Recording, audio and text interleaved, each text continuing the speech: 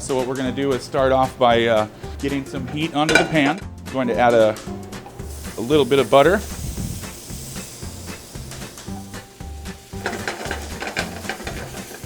We're going to get a nice golden brown on our I first realized my passion for cooking when I was about 7 or 8 years old. My mom used to make all these desserts, and she was really good about teaching me things in the kitchen. I always kind of wanted to have my hands in everything. I particularly remember when she'd put out certain desserts or pies that I would always go to the fridge trying to find some colorful, whether it was a dressing or a chocolate syrup or something, and trying to decorate the plate to make it look more beautiful.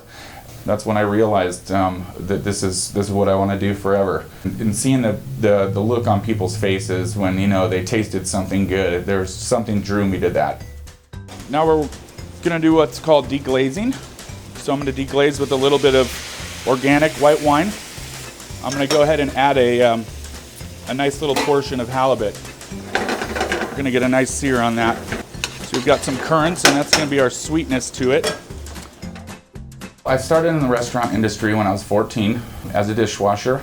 The head cook there used to take me aside after my shifts and show me some cooking techniques and things like that. I really had a passion for it, and he knew it. I decided to pursue my heritage in Italian cooking, and was fortunate enough to find 2 chefs that were from Italy that ran a local restaurant, and they taught me regional Italian cooking.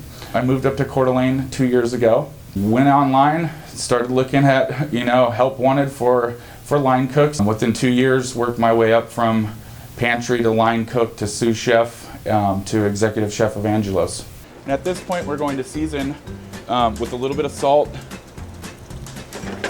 and at this point, crushed chili peppers. The reason I don't add those in the beginning is because if we incorporate that into the oil when we're cooking it first, you'll get more of a hotness through the whole dish instead of little delicate specks of it. Like to organize all my little guys kind of neatly. We'll grab our halibut, put that guy right on top, give it a little stir, a little more fresh herb on top. Is a Sicilian seafood cioppino. The food quality practices at Angelo's are quality ingredients. We try to use 100% organic, everything we can get our hands on. For instance, our beef comes from Painted Hills in Oregon and is grass-fed and is never finished with corn. Our supplier for our salmon and our seafood is distributed right here out of Coeur d'Alene with the local company and is all wild-caught, nothing farm-raised. Our produce is either purchased through our supplier who's local or from our greenhouse. We will not use any conventional products whatsoever as far as produce, if we can help it. All of our sauces are made from scratch, GMO free, and all of our dairy and cream sauces. All of our butter is 100% organic. We go the extra steps and pay the extra money to make sure that our customers are getting a quality experience when they come to Angelo's.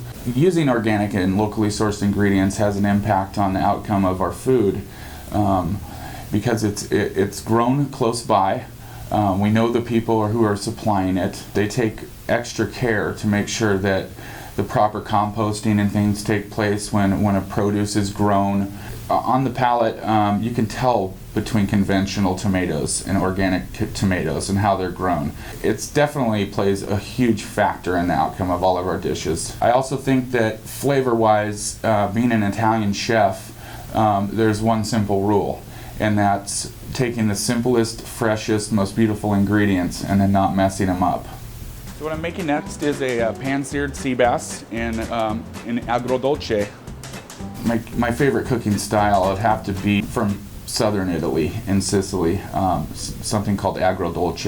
It means sweet and sour, and it's implemented in a lot of seafood dishes as well as pastas, and I really enjoy that part of my heritage and cooking that type of cuisine and that regional cuisine. So what I have here is some shaved fennel, some shaved onions, some pine nuts, roasted bell pepper, some currants, and a little bit of champagne vinegar, some fresh mint. Also, looks like I threw in some melon. So this is that sweet and sour that we talked about so much. It's really a delicious texture and flavor that it brings to almost any seafood dish. The reason that I love this type of cuisine from southern Italy or Sicily is because Sicily has had so many influences from North Africa to Greece to Spain to the Middle East. So there are so many different curry dishes and currents and different things that you just don't find in regional Italian food on the mainland. And being Sicilian myself, I admire it.